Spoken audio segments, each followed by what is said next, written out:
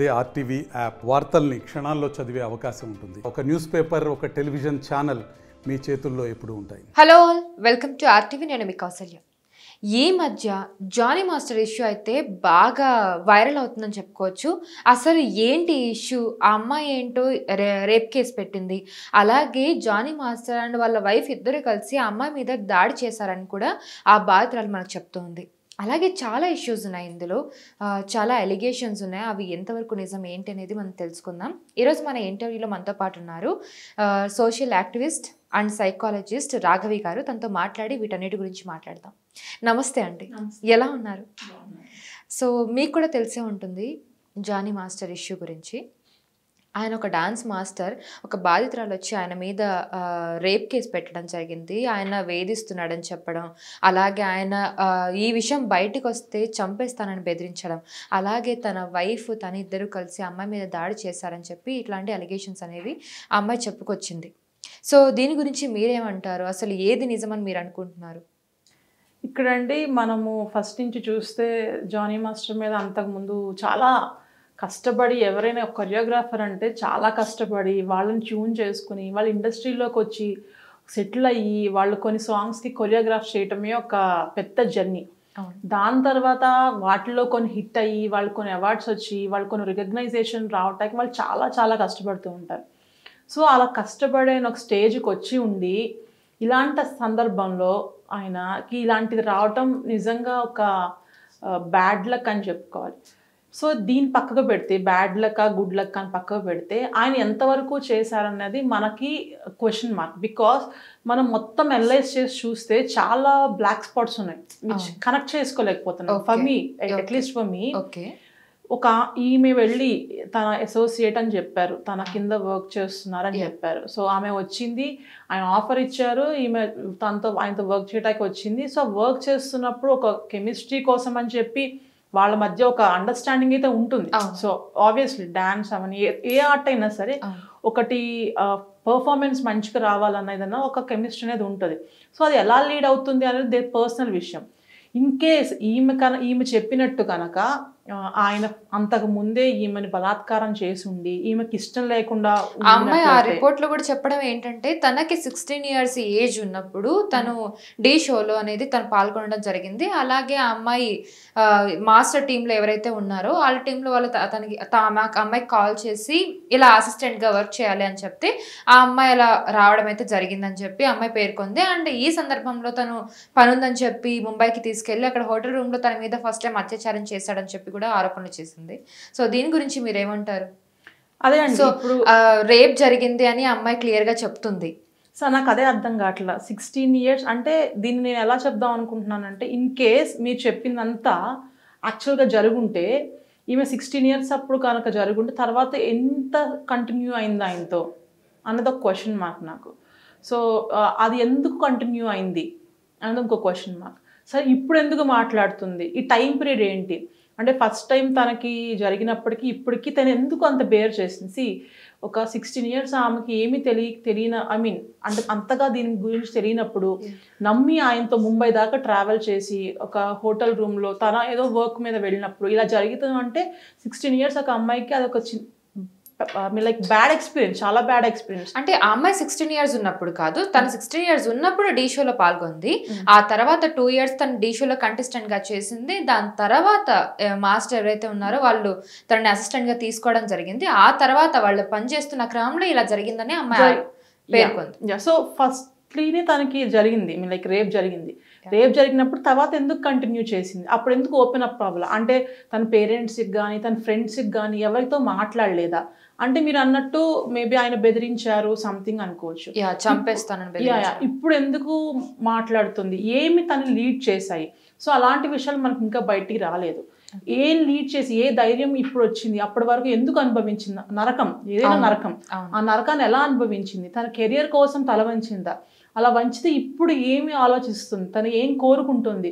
లేకపోతే ఇంకెవరైనా సపోర్ట్ చేసే వాళ్ళు ఎవరైనా ఉన్నారా? అలా ఉంటే వాళ్ళు ఎందుకు మాట్లాడలేదు? ఒక అమ్మాయికి అండగా నిలబడుతున్నారంటే వాళ్ళు వచ్చి మాట్లాడచ్చు. వాళ్ళు ఎందుకు మాట్లాడట్లే, ఈ అమ్మాయి ఒక్కటే ఎందుకు ఫ్రేమ్ అవుతుంది. సో ఇవన్నీ కొన్ని క్వశ్చన్ మార్క్స్ ఉన్నాయి ఇఫ్ ఎట్ ఆల్ ఇదంతా నిజమైతే. ఓకే. సో నేను బీయింగ్ ఏ విమెన్ ఎలా అనుకుంటానంటే ఇలా ఏ అమ్మాయి బాధపడకూడదు అని అనుకుంటాను. సో లేదు, ఆయన నిజంగా ఎన్ని చేసుంటే నిన్ను ఖండిస్తానండి. ఎందుకంటే ఆయన చాలా చూసొచ్చారు ఇక్కడికి. చూసొచ్చాక ఒక ఆమె నమ్మి ఆయనతో ఉండి ఏదో నేర్చుకోవాలనో కెరీర్లో గ్రో అవ్వాలనో ఒక ఆశతో వచ్చినప్పుడు ఇలా చేయటం చాలా తప్పు. ఇక్కడ ఇంకా ఆశ్చర్యపరిచే విషయం ఏంటంటే వాళ్ళ వైఫ్ కూడా సపోర్ట్ చేయటం. అవును. జనరల్గా ఎవరైనా ఏం చేస్తారు, నువ్వు ఎందుకు అలా చేస్తున్నావు అని చెప్పి క్వశ్చన్ చేసి వీళ్ళతో ఫైట్ చేస్తారు. వాళ్ళ వైఫ్ వచ్చి కేసు పెడతారు బయటకు. ఇక్కడ వింత ఏంటంటే తను ఇలాగా అత్యాచారం చేస్తూనే ఉన్నాడన్న అమ్మాయి ఆరోపణలు చేసింది. అతనైతే పెళ్లి చేసుకోవాలన్నో అని చెప్పి మతం మార్చుకోవాలని ఇలా హింసించారు, మెంటల్ టార్చర్ కూడా చేసేవాళ్ళు అని చెప్పి చెప్పింది. అండ్ ఇంకొక విషయం ఏంటంటే వాళ్ళ వైఫ్ కూడా మతం మార్చుకోవాలని చెప్పి దాడులు కూడా చేసిందని చెప్పి అమ్మాయి ఆరోపించింది. ఇదే అండి, ఇప్పుడు ఇదే నాకు షాకింగ్ అనిపిస్తుంది. జనరల్గా హస్బెండ్ ఒక స్టేజ్లో ఉన్నప్పుడు వైఫ్కి ఒక ఇన్సెక్యూరిటీ వస్తుంది. ఓ మై గాడ్, ఎవరైనా అమ్మాయి లైఫ్లోకి రావచ్చేమో, ముఖ్యంగా ఇలాంటి ఫీల్డ్స్లో ఎటైనా వెళ్తారేమో, సో లేకపోతే నా పిల్లలకో ఒక సెక్యూరిటీ పోతుందేమో, వాట్ ఈజ్ మై లైఫ్ అనే ఒక ఇన్సెక్యూరిటీలో వస్తారు. సో అలాంటిది వదిలేసి ఈమె సపోర్ట్ చేసిందంటే నాకు ఒక్కో పెద్ద క్వశ్చన్ మార్క్లో ఉంది. ఎందుకు, వై, నీ వెనకాల రీజన్ ఏంటి? అంటే మీ హస్బెండ్ మీద అంత ప్రేమ ఉందా? అంటే ఎవరైనా వచ్చినా సరే యాక్సెప్ట్ చేసి ఓకే నువ్వు క్యారీ ఆన్, నువ్వు ఎలా సంతోషంగా ఉంటే చాలంత పెద్ద మనసు ఉందా? లేకపోతే ఆ అమ్మాయి ఒప్పుకోకపోయినా ఆ అమ్మాయిని నేను కూడా కొట్టి తిట్టి నిన్ను నీ వైపుకి తెప్పించే అంత మనసు నాకు ఉంది అని చెప్పి చూపించుకుంటున్నారా? నాకు ఒక పెద్ద క్వశ్చన్ మార్క్ ఉందండి. ఆవిడ మెంటల్ స్టేటస్ ఏంటి నాకు లిటరలీ అర్థం కావట్లేదు. ఆవిడ ఏమి ఎక్స్పెక్ట్ చేస్తుంది తన లైఫ్లో అర్థం కావట్లేదు. సో ఇది కూడా నిజమైతే సో ఐ రియల్లీ ఫీల్ అండి ఇది ఒక పెద్ద పరిణామం అనుకోవాలి. ఏంటి, సో ఇంకా ఇది కన్ఫర్మ్ అవ్వలేదని మీరు అనుకుంటున్నారు? అంటే జానీ మాస్టర్ ఇంకా ఇఫ్ కండిషన్ మీరు పెడుతున్నారు కాబట్టి సో ఇది అయ్యుండొచ్చు, అవ్వకపోయిండొచ్చు ఈ ఇష్యూ. సో నాకేం డౌట్ అంటే ఇందులో ఇప్పుడు ఒకవేళ జానీ మాస్టర్ ఇలాంటి తప్పు చేయకుండా ఉండుంటే గనక అతను ఎందుకు పరారీలో ఉన్నట్టు? నేనేమనుకుంటున్నానంటే మీరు ఆ యాంగిల్లో ఆలోచించాలనుకుంటే ఇన్ కేస్ జరగకపోయినా ఈయన పరారీలో ఎందుకున్నారు అన్న దానికి ఆయన మైండ్ సెట్ ఏమై ఉండొచ్చు అని నేను అనుకుంటున్నానంటే ఆయనకి సడన్గా ఇన్ కేస్ ఆయన అన్నట్టు అందరూ ఏదైనా ప్లాన్ చేసి ఉండుంటే సడన్గా ఆయన మీద వన్ ఫైన్ డే చక్కగా ఆయన కొరియోగ్రఫీస్ చక్కగా ఆయన జడ్జిగా వెళ్తున్న రోజుల్లో సడన్గా వన్ ఫైన్ డే వచ్చేసి పొద్దున్నే ఒక కేసు ఆయన ఎత్తుమి పడ్డప్పుడు ఆయనకి ప్రూఫ్ చూపించుకోవాలన్నా, ఆయన ఏమైనా మాట్లాడాలన్నా, లేకపోతే ఆయన డిఫెండ్ చేసుకోవాలన్నా ఇంకొక ఏ ఆప్షన్ లేదు. He's not ready for anything. So ఆ కంగారులో ఆయన అలా చేసి ఉండొచ్చు ఇన్ కేస్ ఇది నిజం కాకపోతే. ఓకే, ఐ మీన్ ఆయన చేసి ఉండకపోతే, చేసి ఉంటే అప్పుడు కూడా అరే నేను చేసింది ఏంటి, నేను రాదనుకున్నాను, ఈమెను ఇంతకాలం భయపెట్టాను కదా, మరి ఈ అమ్మాయి ఎందుకు సడన్గా బయటకు వచ్చింది, నాకు అణిగి ఉంది కదా, నేను ఆమెని బాగా కట్టుదిట్టంలో పెట్టాను కదా, ఈ పాయింట్ ఎలా వచ్చింది అంటే ఈ అమ్మాయి వెనకాల ఎవరైనా ఉన్నారు. సో వాళ్ళు ఎవరో నాకు తెలియనప్పుడు నేను బయటికి వెళ్ళి ఇప్పుడు సడన్గా దానికి రియాక్ట్ అయితే వాళ్ళు కనుక నిజంగా నాకంటే పెద్దవాళ్ళు అయితే నేను ఎలాగా ఫేస్ చేయాలి? సో నాకు బ్యాకప్ కావాలి కదా. సో ఆ బ్యాకప్ కావాలంటే నేను కొంచెం టైం తీసుకోవాలి కదా. ఇప్పుడు ఎక్కడ పడితే అక్కడ కెమెరాలు ఉన్నాయి, ఎక్కడ పడితే అక్కడ ఛానల్స్ ఉన్నాయి. సో నేను ఎక్కడ కనిపించిన ప్రాబ్లమే కదా. So let me take some time. Okay, so అలా తీసుకుని ఉండొచ్చు. మీరు అన్నట్టుగా ఇంతకుముందు ఇఫ్ నాట్ ఒకవేళ అలా జరగకుండా ఉండుంటే నిజంగా ఆయన నిజాయితీగా ఉండుంటే కనుక మీడియా ముందుకు వచ్చి నేను ఇది చెయ్యలేదు, నేను ఏదైనా ఫేస్ చేస్తానని నిజంగా అలా ఉండేవాళ్ళని నేను అనుకుంటున్నా. ఎందుకంటే తప్పు చేసిన వాళ్ళే దాక్కుంటారు చాలా వరకు.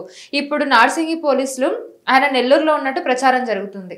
నార్సింగి పోలీసులు నెల్లూరు పోలీసులని సంప్రదించడం జరిగింది. అలాగే నోటీసులు ఇచ్చే ప్రయత్నాలు కూడా చేస్తున్నారు ఆయనకి. అండ్ ఆయన వర్షన్ ఏముందంటే ఇప్పుడు నేను ఎలాంటి బెదిరింపులు చేయలేదు, అమ్మాయి ఏదైతే చెప్తుందో అదంతా తప్పులే, సాక్ష్యాలు చూపించండి, సాక్ష్యాలు చూపించి మాట్లాడమనండి ఆయన వర్షం చెప్పుకొస్తున్నారు. ఇప్పుడు అలాంటప్పుడు ఇన్ కేస్ ఈయన చేసి ఉంటే ఈయన కూడా నేను చెయ్యలేదు అని చెప్పి ఈయన కూడా ప్రూఫ్స్ చూపించుకోవాల్సి వస్తుంది. బికాస్ ఆయన టర్న్ అది, ఆవిడ ఆల్రెడీ ఇలాగా అని చెప్పి చెప్పింది. అప్పుడు వెంటనే ఆయన ఏం చేయాలి, నువ్వు సాక్ష్యాలు చూపించు కాదు, నేను ఏమీ చేయలేదని చెప్పు ముందే ఈయన మా ఇద్దరి మధ్య ఫేర్ గానే ఉంది అని ఈయనే ముందు సాక్ష్యాలు చూపిస్తే అసలు ఈయన క్వశ్చన్ అడగక్కర్లేదు.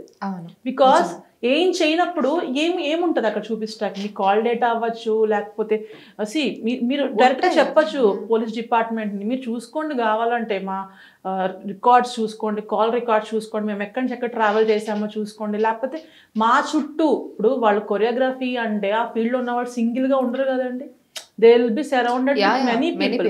సో మీరు వాళ్ళతో మాట్లాడుకోండి, మీరు ఎక్కడైనా తెలుస్తుంది కదా, సో అవన్నీ మీరు చేసుకోండి అని చెప్పి మీరు ఓపెన్గా చెప్పేయచ్చు. సో నేనేమనుకున్నానంటే ఇక్కడ మనం ఆలోచించాల్సిన విషయం, ఆయన ఎంతో పెద్ద ఆయన అయి ఉండొచ్చు, ఆయన సక్సెస్లో ఉండొచ్చు, బట్ ఒక కష్టం వచ్చాక వాట్ ఐ ఫెల్ట్ ఈస్, ఒక కష్టం వచ్చాక దాన్ని నువ్వు చేయకపోతే నువ్వు ఎలా డిఫెండ్ చేసుకుంటున్నావు అన్న దాంట్లో ఆయన రాంగ్ స్టెప్ చేశారు.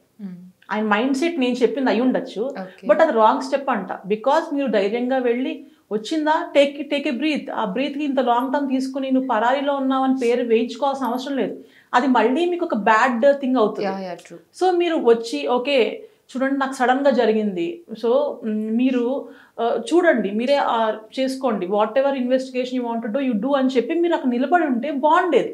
ఇఫ్ ఎట్ ఆల్ మీరు చేయకపోయి ఉంటే ఇప్పుడు మీకే అనిపిస్తుంది ఆయన తప్పు చేయకపోతే ఎందుకు అని చెప్పి, తప్పు చేయనప్పుడు మీరు నుంచోండి, స్టాండ్ చేయండి, ఆ షాక్ను కూడా చూపించండి. That is what media is.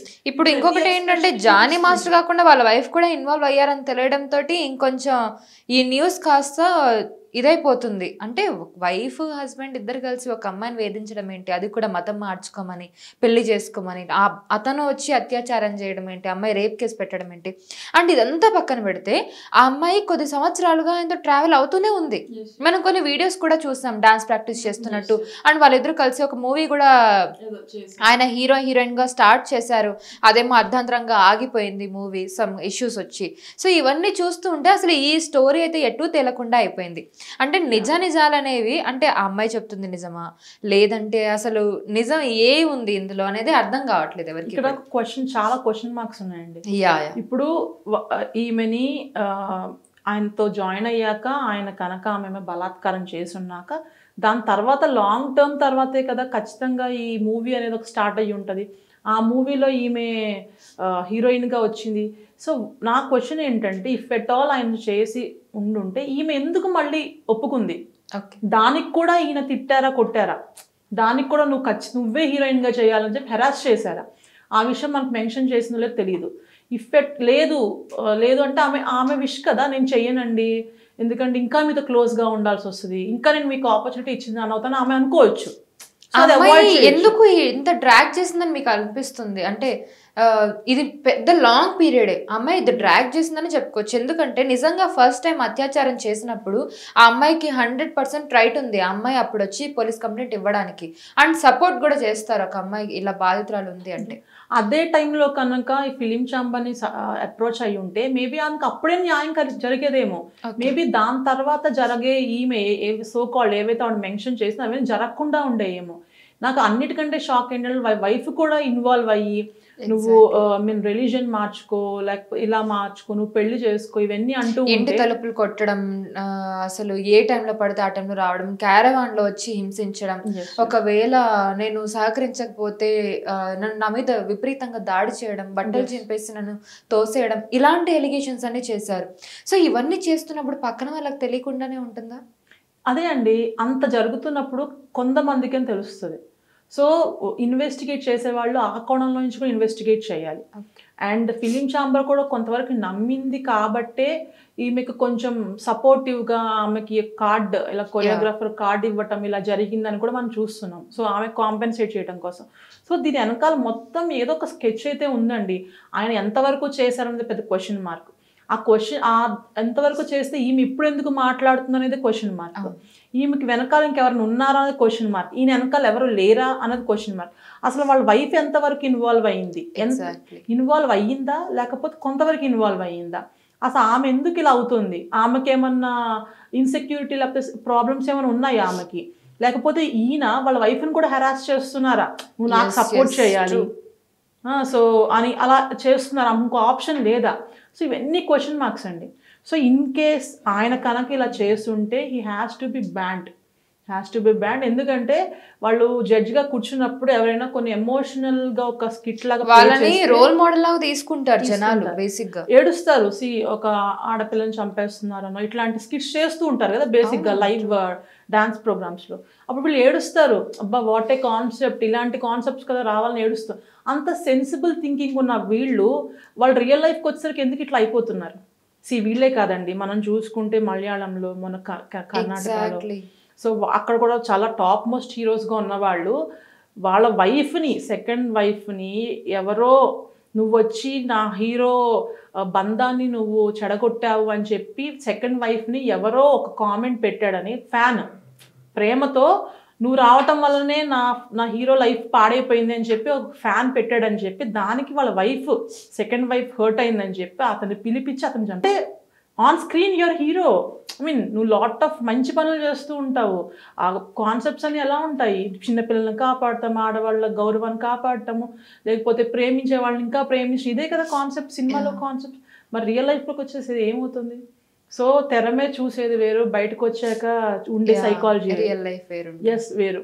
So ఈ సిచ్యువేషన్ వచ్చింది కాబట్టి నేను చెప్తున్నా, ఏదో రీజన్స్ ఉన్నాయని చెప్పి, లేకపోతే ఎవరో బ్లాక్మెయిల్ చేశారని చెప్పి ఇలాంటి హెరాస్మెంట్స్ని లాంగ్ టర్మ్ భరించడం తప్పు. అలా మీ ఎమోషన్స్ని మీరు, లేకపోతే మీరు ఏంటంటే యువర్ బాడీ ఆర్ మీ హార్ట్ ఏమీ లైక్ పంచిపెట్టి మీ ఇష్టం లేకుండా జరిగిపోయే విషయం కాదు. మీరు ఆల్రెడీ సొసైటీలో ఉన్నారు, ఆయనే మిమ్మల్ని కిడ్నాప్ చేసుకుని తీసుకెళ్ళి ఇలాంటి సిచ్యువేషన్స్ ఉంటే కిడ్నాప్ చేసి ఒక గదిలో పెట్టేలా చేయలేదు. సో మీరు అక్కడ ఒక స్టాండ్ తీసుకుని ఉండాల్సింది, మీరు వేసి ఇంకా ఎత్తుకుండాల్సింది. నన్ను హెరాస్ చేస్తున్నారు అన్న ఆలోచనతో ఆగిపోకుండా ఇంకేమైనా నాకు ఆపర్చునిటీస్ ఉన్నాయి దీని నుంచి బయటికి రావటానికి అని చెప్పి మీరు ఆలోచించి ఉండాల్సింది. మేబీ మీకు one or the other way దొరికేదేమో.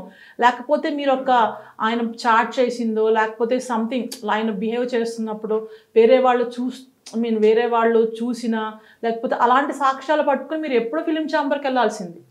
So అప్పుడు మీరు అప్పుడే మీకు కట్ అయిపోయింది. దాని తర్వాత లాంగ్ టర్మ్ వాళ్ళ వైఫ్తోనో, లేకపోతే మీరు ఇన్నిసార్లు అఘాయిత్యం చేయించుకుంటాకి, ladies body women body is not for sale or for free.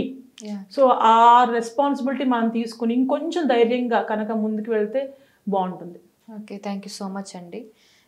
So చూసారు కదా, ఇంకా ఈ ఇష్యూస్లో తేలని క్వశ్చన్స్ చాలా ఉన్నాయి. అమ్మాయి ఇంతవరకు డ్రాగ్ చేసి ఇప్పుడు కంప్లైంట్ ఇవ్వడం ఏంటి, అసలు నిజంగానే వాళ్ళ వైఫ్ ఇన్వాల్వ్ అయ్యిందా లేదా, అసలు జానీ మాస్టర్ ఎంతవరకు తప్పు చేశారు ఏంటి, ఇవన్నీ విషయాలు కూడా ఇంకా తెలియాల్సి ఉంది. సో ప్లీజ్ లేటెస్ట్ అప్డేట్స్ కోసం చూస్తూనే ఉండండి RTV. Thank you so much. మరిన్ని వీడియోస్ కోసం ఛానల్ ని సబ్స్క్రైబ్ చేయండి, లేటెస్ట్ అప్డేట్స్ కోసం వాట్సాప్ ఛానల్ ని ఫాలో చేయండి, అండ్ లింక్ డిస్క్రిప్షన్ లో ఉంది.